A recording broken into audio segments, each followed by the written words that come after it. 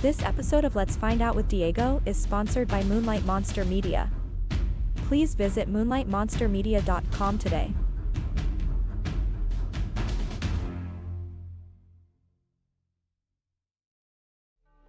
From Moonlight Monster Media comes Dustin Grammer's debut as an author, Dirt Road Tales of Horror. Dirt Road Tales of Horror takes you on a terrifying ride through the southeastern United States, where ghosts, murderers, nightmares, and beasts lurk in the shadows, awaiting any brave or unfortunate enough to travel through their nocturnal domain. Prepare to be gripped by fear and fright should you dare decide to traverse these haunted and unhallowed roads.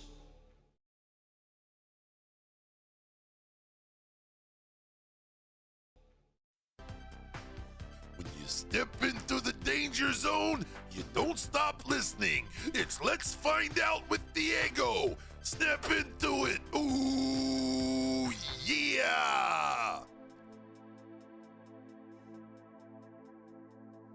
Are you curious about the unknown, the unexplainable? Do you find yourself intrigued by the mysterious and paranormal side of our world? Join us on an adventure into the world of inexplicable discoveries and investigations that may someday give us the final answer as to what may be behind the veil of reality. The borders of space and time have opened once again, and transmitting from the mountains of West Virginia, it's time once again for Let's Find Out with Diego. The universe is waiting for you.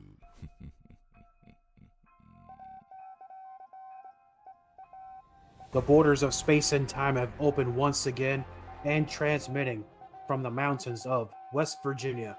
It's another episode of Let's Find Out with Diego. Thank you for taking this journey with me. On this episode of Let's Find Out, delve into the depths of your inner world and unravel the mysteries with our seasoned magical worker of 30 years. With a keen focus on the shadows that lurk within, she invites you to confront your truths, repair, rebuild, and heal. Join her on a transformative journey where tuning forks, Reiki, and wound care serve as vessels for healing. Beyond the shadows, she conducts spell workings, house blessings, officiates weddings, funerals, and baby showers. Her expertise will guide you towards self-discovery and inner peace as you embark on a journey of healing and empowerment. All this plus more. Please welcome to Let's Find Out a new friend to our show, Samaia. Samaia, my friend, welcome to Let's Find Out. Thank you for coming on. We've been trying to set this up for a while now. It's awesome to finally meet you. Good afternoon, and thank you very much for having me on the show. Oh, absolutely. You know, it was one of those things where we kind of unofficially met. This is probably back a couple of months ago on Adam's his podcast, and it was one of those client free-for-alls. There were so many people involved, and I don't think you and I actually even engaged in a conversation. I think there was just so many distractions around us, so many people, but I'm finally happy to have you here.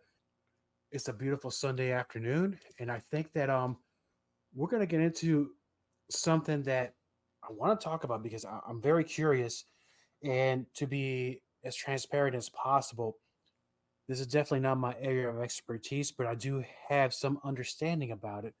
Just dive right into this, and you've been on this journey now as a magical worker for 30 years, and that's a very long time, my friend. What point in your journey did this start? Well, first, it is certainly a pleasure to finally and properly meet you. I do remember that client free for all, and there was so much happening at that time. Yes. So I'm glad that we get a chance to kind of have a one-on-one now. The magical stuff came and started probably around age 12. It's quite a long journey, so I'm going to sum it up quickly.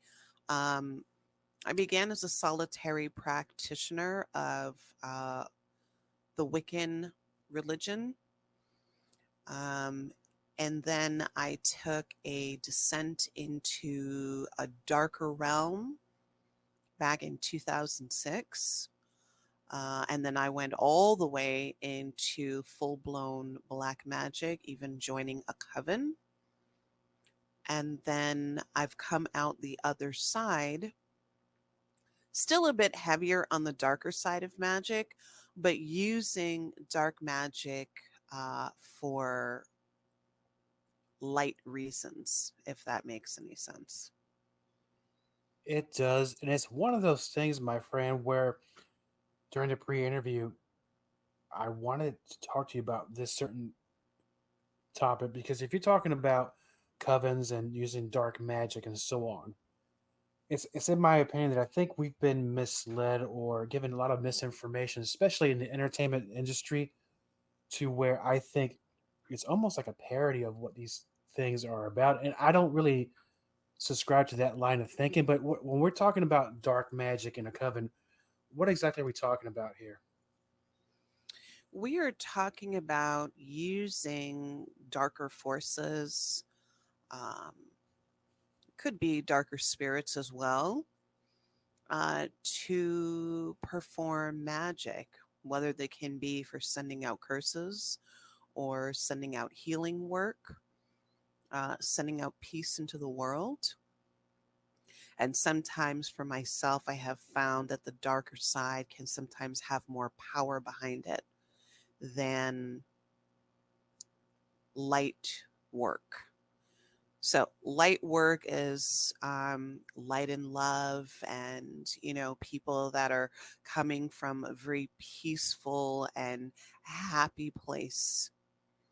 The darker magic tends to have, and this may be my own bias, but to me it tends to have a stronger power to it.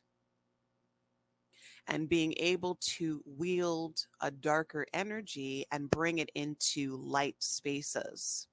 So it doesn't mean that people that practice a darker magic are wicked and evil and are followers of Satan.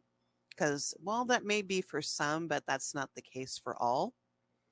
I found that the darker magic allows you to be a little bit more honest about who you are as a person and how the world really does work. Wow, that's the first time somebody's actually explained it to me in that way, in that proper way.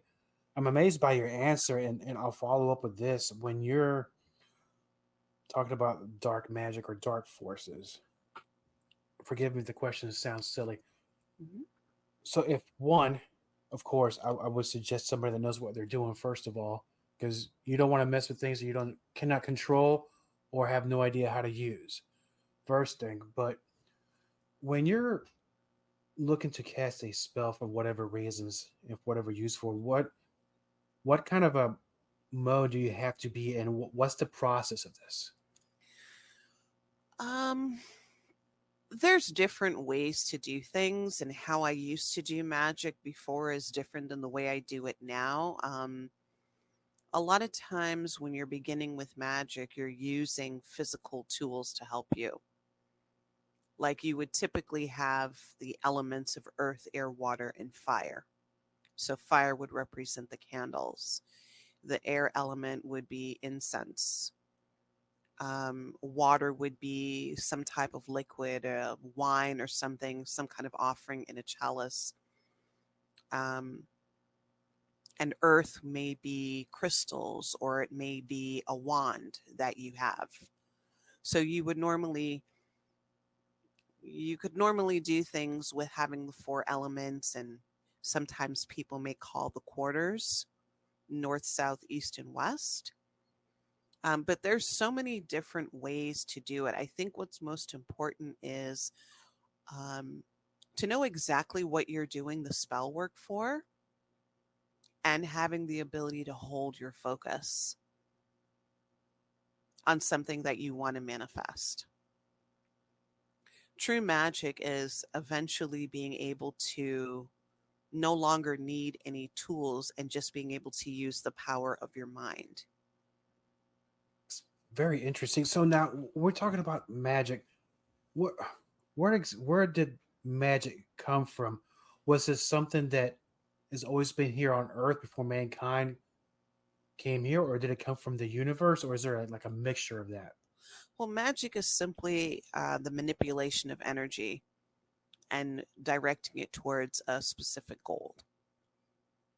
So, magic is just harnessing energy. And when it's explained that way, it's not so mysterious a thing that, is just this thing that happens. No, you're just harnessing energy and directing it for a specific purpose. So when someone tries to harness this energy, talk about using tools. Are there also words or incantations that goes along with this, or is it something you can? How would somebody? Let me rephrase the question because I'm going to get lost in my own question. So, talking about tools, how do these tools help to either generate or get this energy and then put it out there? How does that work? Well, as you were starting to talk about incantations and things, yes, incantations can be very helpful. Incantations, mantras, certain words or phrases that hold magical energy and power. Even something like for using the tools, if people are using a candle is the element of fire. So people would use maybe hold the candle before lighting it and put an intention into it, or inscribing something physically on the candle and calling upon the element of fire to help in this manifestation. So everything is about manifesting, and utilizing different tools can help draw in as much energy as possible to help manifest a goal. So like even the burning of incense, you're sending your prayers or your intentions up into the universe. Or even if you're using the element of earth, maybe say you're using a crystal and holding a crystal and harnessing the power of earth, which is how things are grounded. I mean, there's a lot of different energies that go into the utilization of all the different tools that you can use. So That's something that came to mind. You talk about energy. mm-hmm. Depending on what type of spell you're gonna conjure, once that spell has been spoken and once it takes effects and it does its required goal, how do you feel after it's? I guess once the energy leaves you and goes somewhere, how do you feel physically? Well, let me put it this way. Some spells can manifest immediately.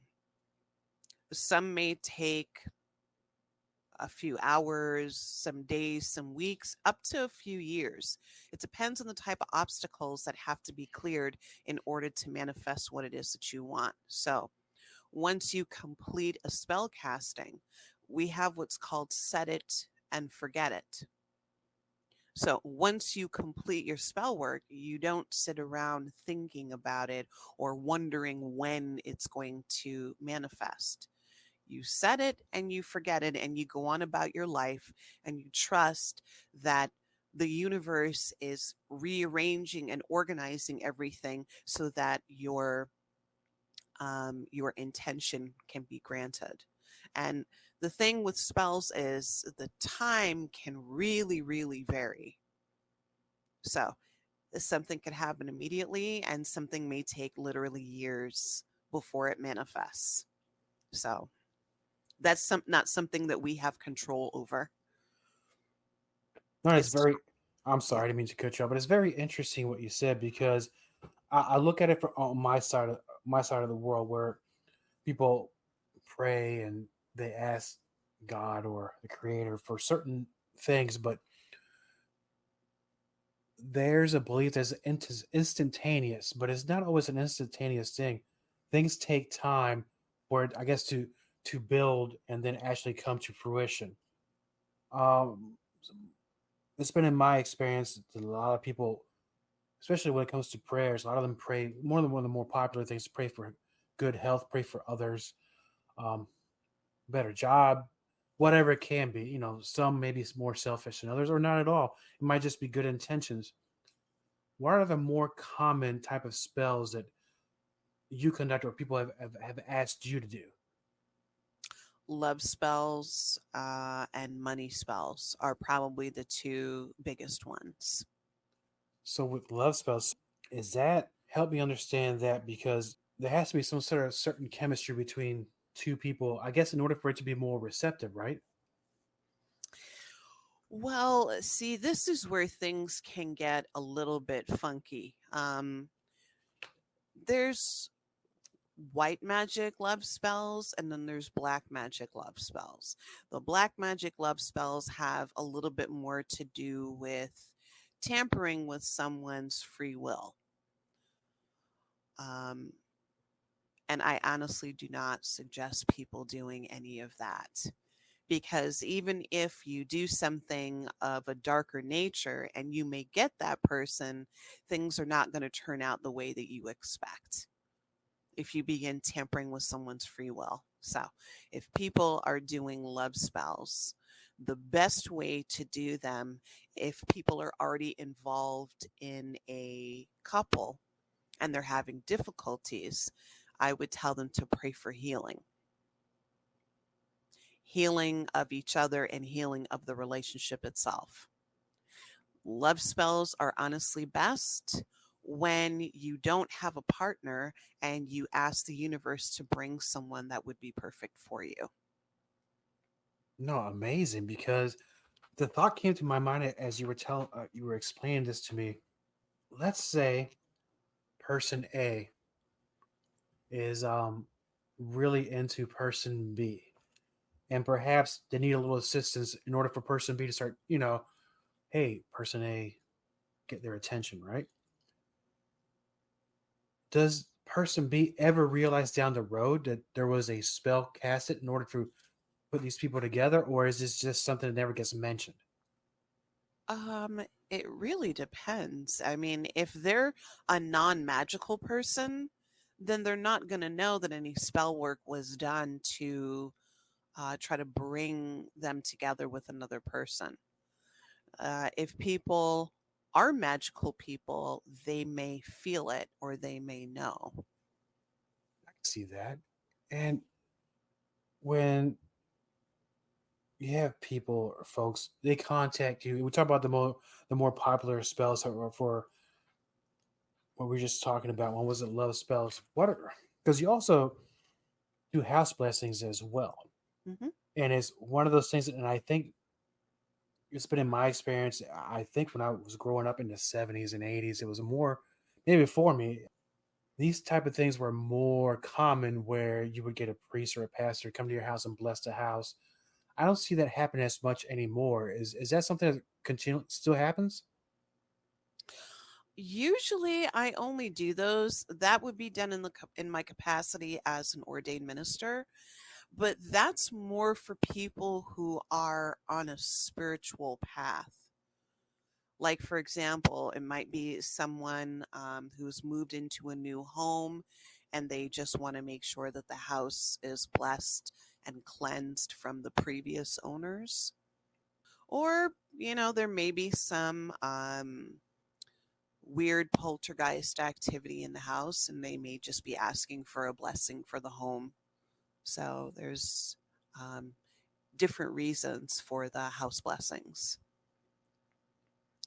And you almost read my mind because I was going to go towards the poltergeist part of this. Hmm. So let me ask this, because have you ever been asked to do this type of action in a home where there was an active paranormal activity or a poltergeist of sorts, of course, where the person or the family were really having a hard time living in that house because of the activity? What did you do in order to help the people who asked you to come over for the blessing, or to get rid of this negative energy in the home? Well, one of my friends, he had brought in a mirror. It was a very old mirror. I think it might have been from the 1800s or so, and brought it into the home, not really having understood that sometimes mirrors can be extremely potent doorways or portals. And sometimes mirrors are used to conjure different beings. And I didn't know about the mirror until later on, because he didn't understand that the problem started when the mirror came into the home. But I did call in some very powerful beings to help clear the activity and to it's weird. It was almost like I brought a large black crystal in and started to pull some of that nasty negative energy into the crystal and placed guardians inside the home. And that was able to take care of the spirits that were there. And going back to the whole mirror, Yeah. what is the issue with the mirror? And I know if you're talking about a gateway or a portal or something, is it where the mirror came from and what the mirror has seen, or did somebody put something in the mirror that perhaps caused it to give out this type of energy? Honestly, I'm not really sure. I kind of felt that maybe it had been used to intentionally pull spirits through, but I didn't know that for a fact. And he didn't find out any history. I mean, we did remove the mirror, but there was still some spirits had come in that even once the mirror was removed, they were still hanging around. So that was the first thing I did when I talked to him enough, and I was like, is there? And have you bought anything recently, or did you buy a piece of an antique or something? Because sometimes antiques can be notoriously haunted. Some of those items. And he was like, well, yeah, we have this mirror. And I said, mirror? Where did this mirror come from? And he was explaining to me. So I said, okay, we're going to show me the mirror. And once I realized that that's where the problems were coming from, I was like, okay, we're going to cover the mirror and removed it out of the house. Now, you talked about the haunted items, and I was gonna really think about asking this question because I've heard a lot of stories from people that I've known that they purchased certain things, and a lot of things around the home started changing. Now, I personally never owned an item that has done that in this home. Oh, this home's already having those problems as it is, even without the items. Have you ever come across, other than the mirror, any items that either you've owned or anybody that you know has owned an item that actually has something that followed with it? Yes. I've been collecting some of my own haunted items since about 2006.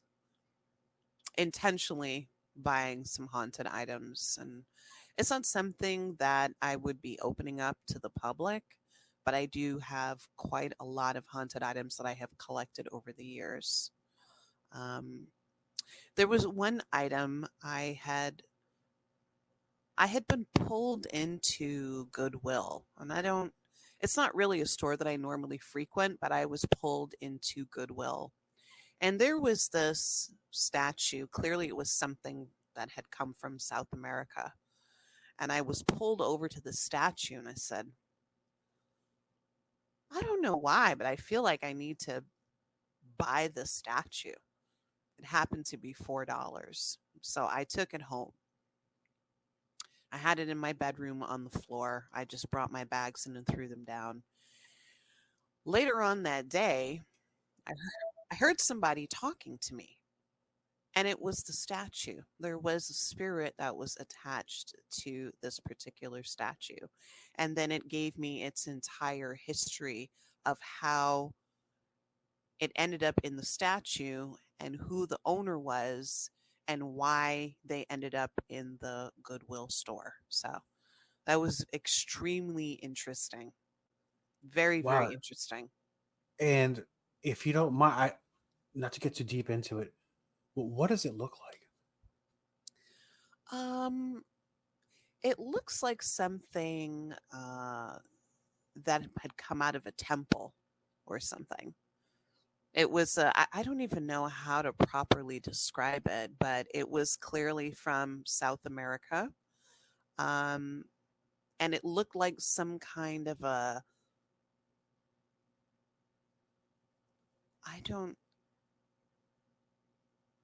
it called itself an anasaurus. So it's some kind of entity. I don't really understand how to describe the statue, but it was pretty small, maybe 7 inches in height. You understood what this item was about at the Goodwill store in a way. 'Cause maybe it might have pulled you to actually purchase it, but are you able, without using any kind of tools or devices, are you able to discern when some items do have some sort of active energy or not? Yes, sometimes. Sometimes it just there's certain abilities that I have that I don't necessarily turn on and off. Things just happen as they do. And sometimes when I've come across items or people have shown me other of their own haunted items and I've held the object in my hand, sometimes I can tell you exactly what it is, where it comes from, the name of the spirit, but it doesn't always happen that way. Yeah, I understand. So when you purchase these items or somehow it winds up in your possession, Mhm. do you keep them with you at your home or do you find other people that would prefer to a collector or source, or do you store them in a warehouse somewhere? I have them in my home. And for all of those pieces that have come in, I don't have anything physically to test them.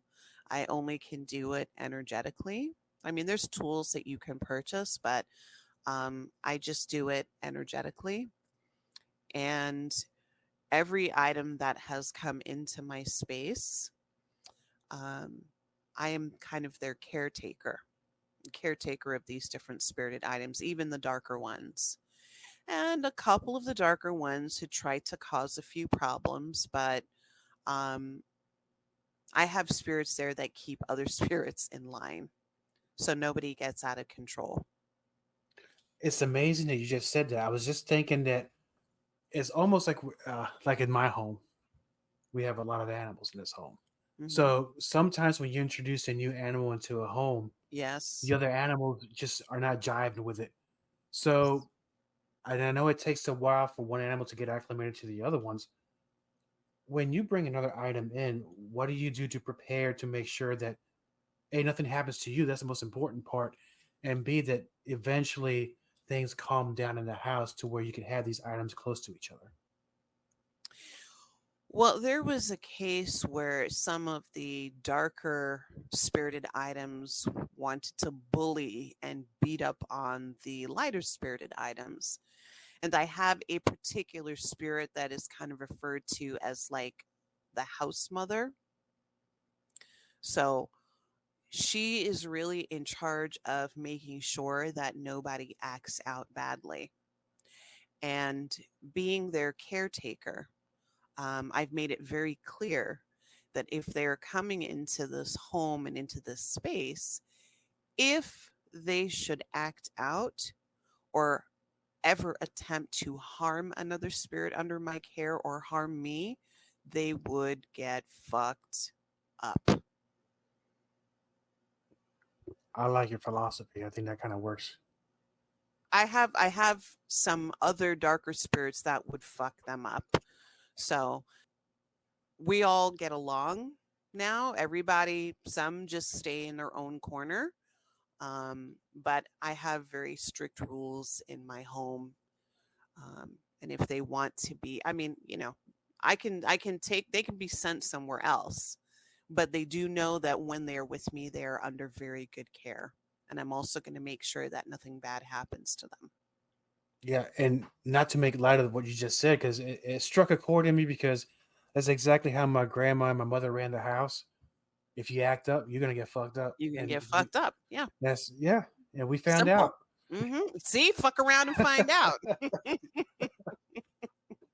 But no, I love it, because I think that's just, well, that's the greatest thing I've heard today. No, I thank you for that. And has there been an instance to where people have brought items to you and says, I can't handle this anymore. Ever since I bought this item, things are amuck at my house. Do they leave them with you? Leave them at your front door?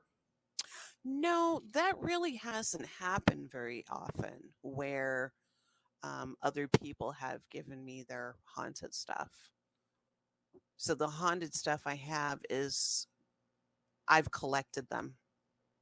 So it really hasn't been anybody who's been like, oh my God, like, I don't know what to do. Here, take it.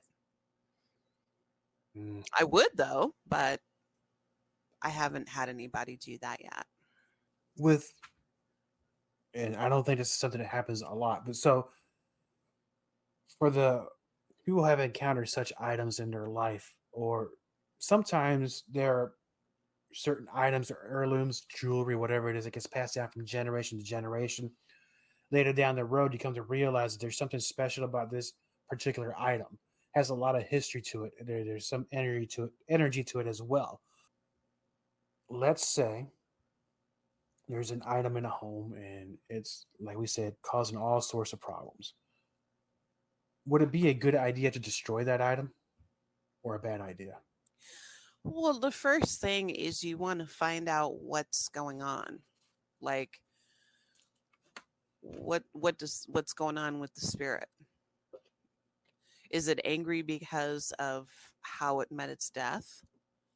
Were they abused? Because I do have some darker spirited items and they had been abused by others. Even though they're darker spirited items, they were forced to do the bidding of some very nasty people. So the first thing I'd want to know, like, well, what's going on with you? Sometimes they just want to be heard. Sometimes they just want their story told. So that would be my first thing, is to find out, well, what's going on with you? Why are you acting out? And to determine, is this really just a fucking asshole spirit, or is this a spirit that just needs a little extra special attention and care? All right, now, are these spirits, are they always human, or No. can it be non-human spirits as well? Yes. There's non-human spirits as well. I kind of figured that, because sometimes there's things that these spirits will say that I don't think a normal human would say. These spirits are so ancient that perhaps they have knowledge that we'll never have to begin with. And two, it might be a possibility also, I'll put it out there, that where we might learn something from them as well. Oh, there's a lot that we can learn. There's a lot that we can learn from different kinds of spirits. A lot of different things we can learn. Knowledge, information, different ways of healing. And with one of the things I was looking here in your bio, I'm talking about Samaia's Golden Pyramid, because you have, sometimes when you set up as a booth, as a vendor, you have certain items that you have for sale also. But I saw something, and I don't know if this is something you have available. Tuning forks. I find them very interesting. What does a tuning fork do? Tuning fork is a type of sound therapy, and tuning forks deal with different frequencies. So different frequencies hold a different energy. So, like, if we're looking at something I use on a regular basis, one of the crystal tuners, that's, what's the frequency? It's like 1,400 and something. It's a very, very high pitched frequency. It could almost hurt your ears, but it's a super high frequency that helps to cut negativity very quickly and very easily. So the tuning forks is a type of sound healing and sound therapy. I don't sell them, but I do offer them as one of the forms of healing for people that I use. Before we go, because it's one of the things we talked about earlier before we started on the show. So the significance of the pyramid. A lot of people have different opinions of what it can be, but for you, what is the significance for the pyramid to you? Well, how I even came to call it the golden pyramid, it's not necessarily because I was naming it after a pyramid structure like in Egypt, but the pyramid that is the womb space. So, if you think about a pyramid, if you make a pyramid from your hands and then you put it upside down, it's placed over the womb space. And that is what I am calling the golden pyramid. So the creativity that even came up with Samaia's golden pyramid came from the womb space. I hope that makes sense. It does, and it's actually something completely different than I first thought about. And Yes. that's a great thing because this is what the show is about. I'm here to learn from everybody, and I feel a lot better now knowing. Now, next time when I have a conversation with you, what you're talking about instead of me just saying things, it's like this guy doesn't know anything. But no, I appreciate the answer to that. And for the listeners and friends of Let's Find Out that want to learn more about what it is that you do, where you're going to be, and maybe would like some explanations as to why certain items in their house are not acting properly, how can they contact you? Where can they learn more about you? They can reach me on Facebook at Samaia Eldraath. That's Samaia Eldraath, Eldraath. They can reach me on Instagram at Samaia's Golden Pyramid, and that is literally AT Samaia's Golden Pyramid. They can reach me by email, Samaia's Golden Pyramid at gmail.com. Or they can go to my Etsy page, Samaia's Golden Pyramid. Excellent, my friend. And you know what's interesting? You and I were part of the same agency with Adam Began as our agent at Historically Haunted Bookings, and I know that if not this year, sometime in the next couple of years, we're going to run into each other, and I think you and I are going to have a great conversation. And I'm going to learn a whole lot more about this subject from you, and I look forward to that day.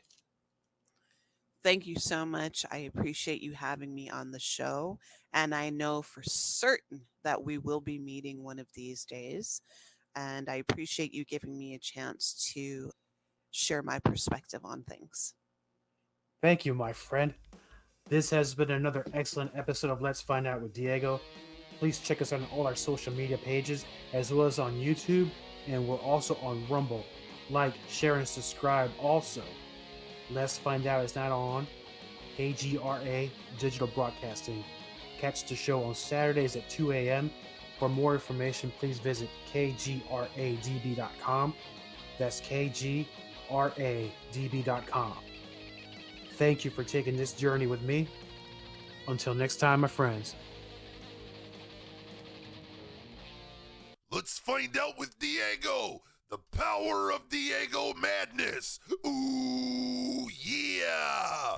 All content for Let's Find Out is property of co-host Diego and is served directly from our servers with no modification, redirects, or rehosting.